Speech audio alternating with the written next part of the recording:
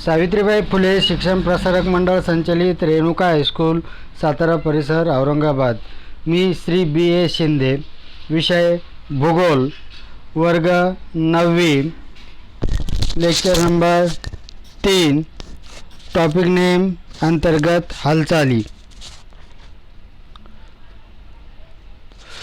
घटक छायाचित्राचे निरीक्षण, अंतर्गत भू हालचालीचे वर्गीकरण, मंद भू हालचाली, पर्वत निर्माणकारी हालचाली, वली पर्वत, गट पर्वत, खचदरी, खंड निर्माणकारी हालचाली. पाठाचे नाव अंतर्गत हालचाली. विद्यार्थ्यांनो, या ठिकाणी एक बातमी दिलेली आहे. आपण नेहमीच पेपरमध्ये विविध प्रकारच्या बातम्या वाचत असतो, टी व्हीवरती पाहत असतो. तर या पद्धतीनं इथे एक बातमी दिलेली, त्या बातमीचं वाचन करायचं आहे. वाचन केल्यानंतर ही बातमी नेमकी कशाची आपल्याला कळेल की ही बातमी आहे भूकंपाची. बरं, या भूकंपामध्ये किती बळी गेले याची माहिती दिलेली आहे. तर जवळजवळ 1500 लोकांचा बळी गेलेला आहे. आणि त्याचबरोबर ही बातमीचा आकार या ठिकाणी एवढ्या आकारात ही बातमी इथे दिलेली. परंतु त्याचबरोबर बातमीतले काही ठळक मुद्दे आपल्याला या ठिकाणी या बाजूला दिलेले आहेत. यावरून आपल्या एक गोष्ट लक्षात येते की बातमीमध्ये 2 किती हादरे बसलेत ते ठळक लाल अक्षरात दिलेले आहे. त्यानंतर रिश्टर स्केलमध्ये त्याचे तीव्रता दिलेली आहे. त्यानंतर वेळ दिलेला आहे, किती तीव्रता होती ते दिलेले आहे. त्यानंतर दुसऱ्या झटक्याची वेळ दिलेली आहे, केंद्रबिंदू कुठे आहे वगैरे वगैरे बरीचशी माहिती आपल्याला या बातमीत दिलेली आहे. या बातमीच्या पुढे आपल्याला काही प्रश्न इथं दिलेले आहेत. या प्रश्नांचे उत्तरं आपल्याला या बातमीवरून शोधायची आहेत. मृत्यूचे तांडव कशामुळे घडले? तर भूकंपामुळे. या भूकंपाची तीव्रता किती होती? तर इथं दिलेली आहे 7.9 रिश्टर स्केल आणि 6.6 रिश्टर स्केल. बरं, संबंधित भूकंपामुळे सर्वात जास्त बाधित झालेला देश कोणता?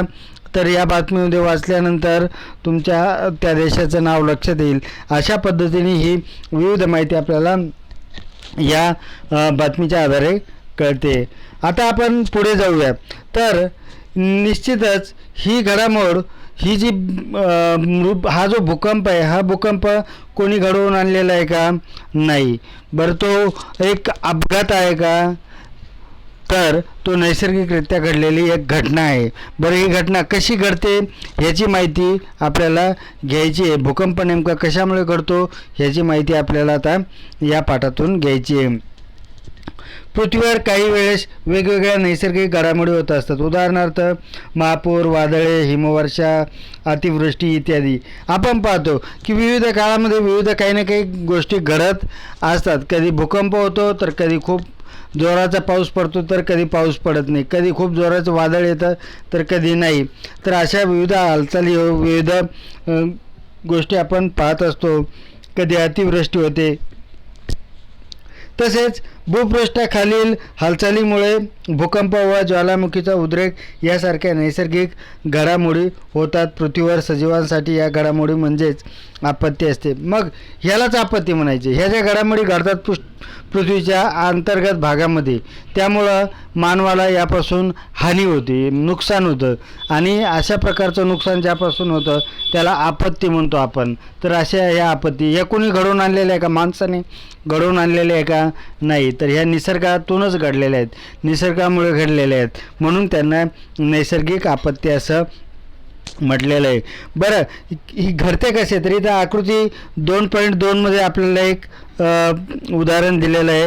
हे पहा, अशा पद्धतीनं एकावर एक पुस्तकं ठेवायची. त्या पुस्तकावर एक खडू आणि डस्टर, खोडरबर असं जे काही साहित्य आपल्याकडे अवेलेबल असेल ते साहित्य आपण त्यावरती ठेवायचे.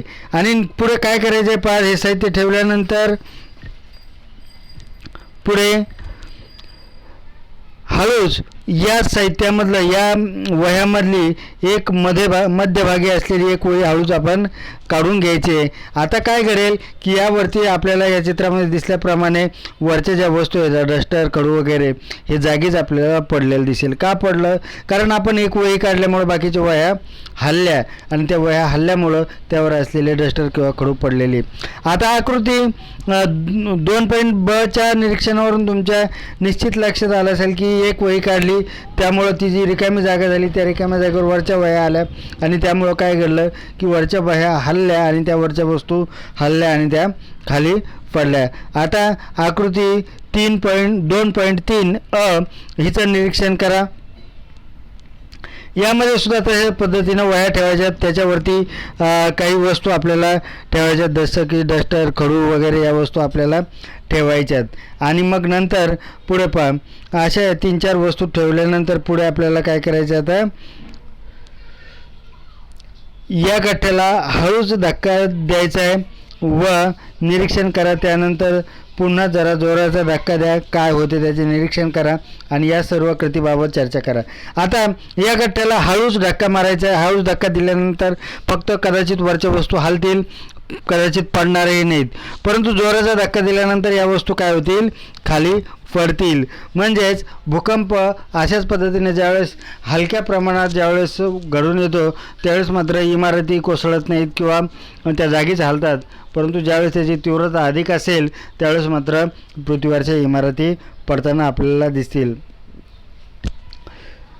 आता आपण ही कृती केली, याचं भौगोलिक स्पष्टीकरण आपण पाहूया. भूकंप व ज्वालामुखी या घटना पृथ्वीच्या अंतरंगातील अस्थिरतेमुळे घडतात. ही अस्थिरता पृथ्वीच्या अंतरंगातील हालचालीमुळे निर्माण होते.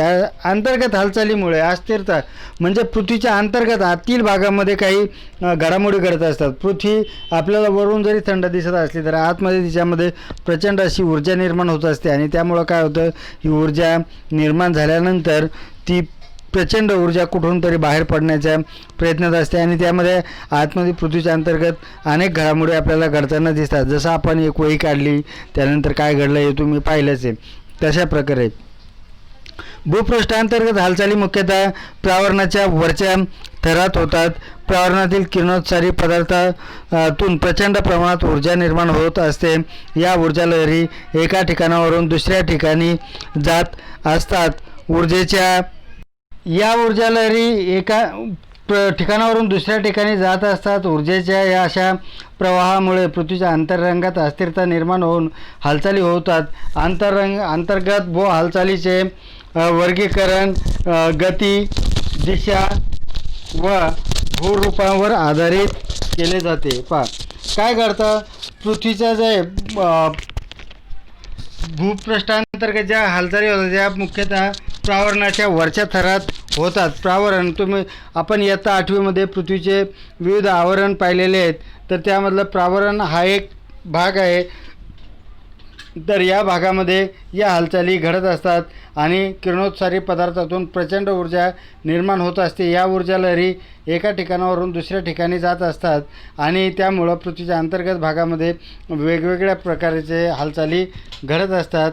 अंतर्गत भू हालचाली, मग या हालचालींचे वर्गीकरण केलेल्या अभ्यासाच्या दृष्टीनं गती, दिशा व भूरूपावर आधारित असं त्या ठिकाणी वर्गीकरण केलेलं आहे. या ठिकाणी एक तक्ता दिलेला आहे. गतीवर आधारित म्हणजेच वेगावर, मंद भू हालचाली म्हणजे ज्या सातत्याने होत असतात, सतत नेहमी ज्या सातत्याने म्हणजे सारखी प्रक्रिया त्याची घडत असते. उदाहरणार्थ पर्वत निर्माण होणं, खंडाची निर्मिती होणं.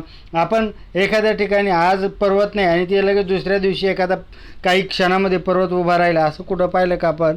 नाही. हे पर्वत निर्माण होण्यासाठी खूप वर्षांचा कालावधी लागतो, हजारो वर्षांचा कालावधी लागतो किंवा काही वर्षांचा कालावधी लागतो आणि त्या कालावधीमध्ये हळूहळू प्रमाणात तो पर्वत निर्माण होत जातो किंवा खंड निर्माण होत असतो. म्हणजे या मंद अगदी हळूवार प्रमाणेपणे घडणाऱ्या हालचाली आहेत. शीघ्र भू हालचाली, शीघ्र म्हणजे एकदम क्षणात घटनेच्या रूपात होणाऱ्या हालचाली, उदाहरणार्थ भूकंप, ज्वालामुखी. भूकंपाला 1 महिना 2 महिने असा कालावधी लागतो का? नाही. तर भूकंप एका क्षणात काही सेकंदात येतो. आपण वाचलेल्या बातमीमध्ये जर पाहिलं तर काही सेकंदच तो भूकंप आला आणि कितीतरी लोकांचे प्राण घेऊन गेला, कितीतरी नुकसान त्यांनी केलं. अशा पद्धतीच्या या हालचाली काही क्षणात घडतात, त्यांना शीघ्र भू हालचाली असं म्हणतात. आता दुसरा प्रकार आहे दिशा. जसं की क्षितिज समांतर भू हालचाली म्हणजे आडव्या होणाऱ्या हालचाली.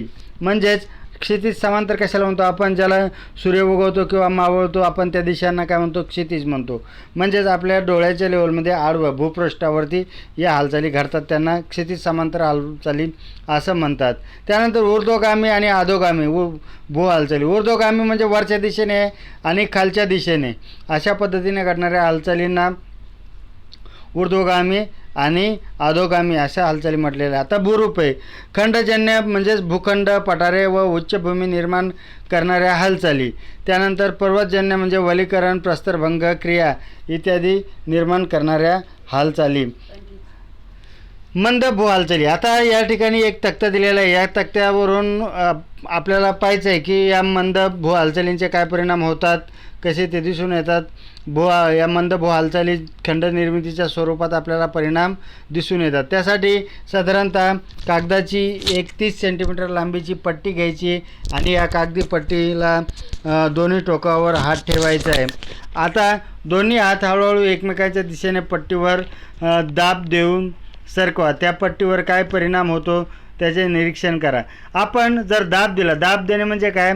दोन्ही हात आपण एकमेकांकडे एक दुसऱ्या हाताकडे जवळ करणे किंवा दाबणे. जसं की तुम्ही फुगा आहे, फुग्यामध्ये हवा भरल्यानंतर आपण जोरात त्याला मध्ये दाबलं तर काय घडेल की त्याचा काही भाग लगेच वर येईल, आहे की नाही?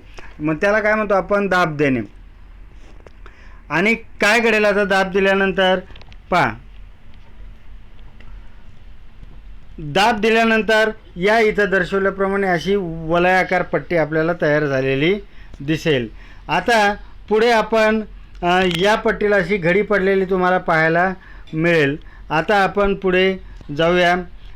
अशा पद्धतीच्या घड्या पृथ्वीच्या अंतर्गत हालचालीमध्ये घडताना तुम्हाला पाहायला मिळतील.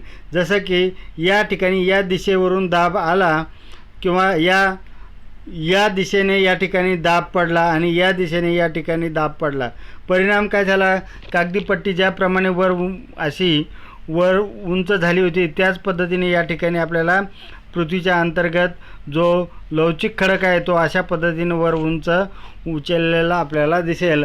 आणि त्याचाच परिणाम म्हणजे या ठिकाणी तुम्हाला या वलया ज्याप्रमाणे दिसतात याच वलया अशा पद्धतीनं तयार झालेल्या आपल्याला पाहायला मिळतील. तर अशा पद्धतीच्या दाब दिल्यानंतर या वलया या ठिकाणी निर्माण होतात आणि त्यातूनच वली पर्वतांची निर्मिती होत असते. थोडक्यात वली पर्वत म्हणजे भूपृष्ठांतर्गत दाब निर्माण झाल्यानंतर काही भाग वर उंचावला जातो आणि अशा पद्धतीचं वलयाकार तो आकार उंचावला जातो, त्याला वली पर्वत असं म्हणतात. आता दुसरी कृती आहे. पातळ कागदाची सेम तशीच एक पट्टी घ्यायची आहे. त्या पट्टीला आता काय करायचं आहे की इथं इकडच्या दिशेला ओढायचं आणि इथं या दिशेला ओढायचं आहे. काय घडेल पहा. तरी असं केल्यानंतर या कृतीमध्ये तुम्हाला इथं स्पष्टपणे जाणेल, ज्यावेळेस आपण याला दोन्हीकडे ओढू त्यावेळेस हा कागद इथं असा आपल्याला फाटलेला किंवा तुटलेला दिसेल. अशा पद्धतीने या दुसऱ्या कृतीमध्ये जर आपण ज्या पद्धतीनं पाहिलं की दोन्ही साईडला कागद ओढल्यानंतर तो मधोमध तुटताना आपल्याला दिसलेला आहे. मग गटपर्वत. अंतर्गत हालचालीमुळे क्षितिज समांतर व एकमेकांपासून दूर जाणाऱ्या ऊर्जा लहरी निर्माण होतात. अशा वेळी खडकावर ताण निर्माण होतो, त्यामुळे खडकांना तडे पडतात. हे तडे विभंग म्हणून ओळखले जातात. तर काय म्हणून ओळखले जातात? विभंग. विभंग म्हणजेच तुटणे किंवा तडा जाणे. ज्यावेळेस साहजिकच आहे की खडक आहे, खडकाला जर या दिशेला खडक गेला आणि या दिशेला गेला, काय घडेल की खडक ताणल्यामुळे इथं मधोमध काय होईल, तो फाटेल आणि त्याला असा तडा पडलेला आपल्याला पाहायला मिळेल. आणि अशा या तड्याला विभंग असं म्हणतात. अशाच प्रकारे कठीण खडकामध्ये ऊर्जा लहरी एकमेकांकडे आल्याने दाब पडूनही असे विभंग तयार होतात. नुसते ताणल्यामुळेच तडे पडतात असं नाही, तर दाब पडल्यामुळे सुद्धा काय होतं की तडे पडतात. कठीण खडक असल्यानंतर तो असा वर उंचावला जातो तडे पडून, आणि जर नरम खडक असेल तर त्याला मात्र अशा वलयाकार तो वर उंचावला जातो. परंतु इथं मात्र तो आपल्याला दाब पडल्यानंतर अशा पद्धतीनं खडक वर उंचावला गेलेला दिसेल. दोन समांतर विभंगामधील भूकवचाचा भाग जेव्हा वर उचलला जातो तेव्हा हा उचलला गेलेला भाग ठोकळ्याप्रमाणे दिसतो. आता आकृती 2.9 मध्ये पहा. असा भूभाग गट पर्वत म्हणून ओळखला जातो. गट पर्वताचा माथा सपाट असतो, त्यावर सुरुवातीच्या काळात शिखरे नसतात, त्यांचे उतार तीव्र असतात. उदाहरणार्थ युरोपमधील ब्लॅक फॉरेस्ट पर्वत, भारतातील मेघालय पठार. आकृती 2.9 ब देखील अशाच पद्धतीने तयार झाले आहे. पहा आता या ठिकाणी विभंग कसा तयार झालेला आहे. विभंग म्हणजे खडकाला कसे तडे पडून कशा पद्धतीनं विभंग तयार झालेला आहे. पहा या ठिकाणी इकडून दाब पडला आणि या दिशेने दाब पडला. परिणाम काय झाला की हा जो कठीण खडक होता हा वर उंच उचलला गेला, आणि अशा पद्धतीचा हा आकार कशाप्रमाणे आपल्याला दिसतोय तर एक ठोकळ्याप्रमाणे हा आकार दिसतोय. म्हणून याला गट असं म्हणतात. काय म्हणतात? गट असं म्हणतात. याचा वरचा भाग हा साधारणतः सपाट असतो. हा सपाट भाग सुरुवातीला सपाट असतो आणि नंतर कालांतराने मात्र त्याला शिखर तयार होतं, परंतु सुरुवातीला मात्र शिखर त्यावरती नसतात. अशा पद्धतीचा पर्वत निर्माण झालेला पाहायला मिळतो. आता पुढील कृती आपण पाहूया. तर मेघालय पठार. आकृती 2.9 हे एक ह्याचंच गट पर्वताचंच उदाहरण आहे.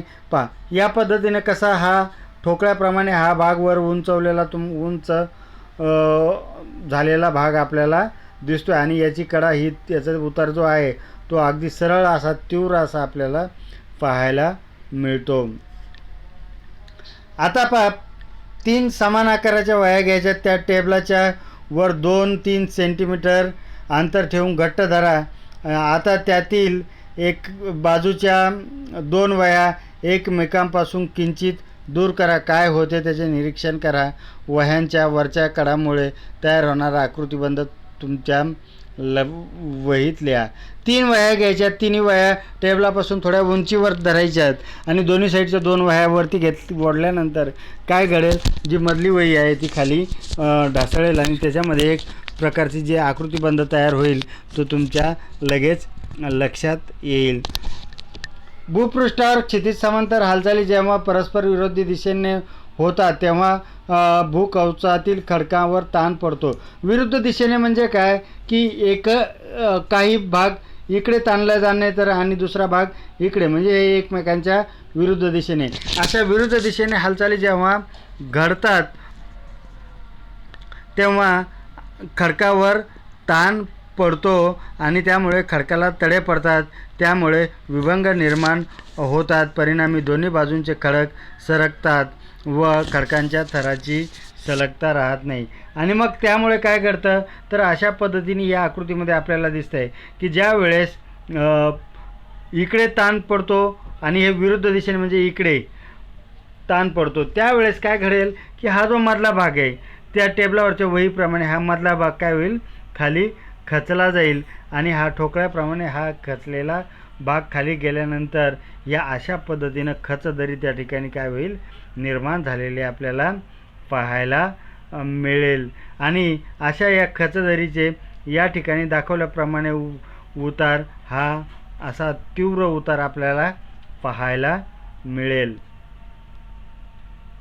तर याचं एक उदाहरण सांगायचं झालं तर आफ्रिका खंडातील ग्रेट रिफ्ट व्हॅली, युरोपमधील राईन नदीची खचदरी इत्यादी ही त्याची खचदरीची उदाहरणे आहेत. आता खंड निर्माणकारी हालचाली. मंद भू हालचाली पृथ्वीच्या केंद्राकडे किंवा पृथ्वीच्या केंद्रापासून भूकवचाच्या दिशेने होतात. या हालचालीमुळे भूकवचाचा विस्तीर्ण भाग वर उचलला जातो किंवा खचतो. भूकवचाचा भाग समुद्र सपाटीपासून वर उचलला गेल्यामुळे खंडाची निर्मिती होते, म्हणून या भू हालचाली खंड निर्माणकारी हालचाली म्हणून ओळखल्या जातात. अशा हालचालीमुळे विस्तीर्ण पठारांची निर्मिती होते, म्हणून या भू हालचाली खंड निर्माणकारी हालचाली म्हणून ओळखल्या जातात. अशा हालचालीमुळे विस्तीर्ण पठारांची निर्मिती होऊ शकते, परंतु मूळचा भूभाग खाली खचल्यास तो समुद्रसपाटीच्या खाली जातो. अशा वेळी तो भूभाग सागराच्या पाण्याखाली जाऊन सागर तळाचा भाग बनतो. आपण आतापर्यंत खचदरी आणि गटपर्वत ही दोन्ही भाग पाहिलेले आहेत. खचदरी काय होतं की विरुद्ध दिशेने ज्यावेळेस हालचाल घडते त्यावेळेस खचदरी निर्माण होते, आणि दाब ज्यावेळेस निर्माण होतो त्यावेळेस गटपर्वत निर्माण होतो. परंतु जेव्हा हीच क्रिया विस्तीर्णाच्या प्रदेशात घडते, म्हणजे समजा आता विरुद्ध दिशेने इकडे आणि इकडे हा जो मध्ये विस्तीर्ण भाग आहे, तर हा विस्तीर्ण भाग खाली खचला जातो आणि हा भाग समुद्रसपाटीच्या खाली गेल्यामुळे कदाचित इथं हा समुद्रसपाटीचा भाग त्या ठिकाणी निर्माण झालेला आपल्याला पाहायला मिळतो.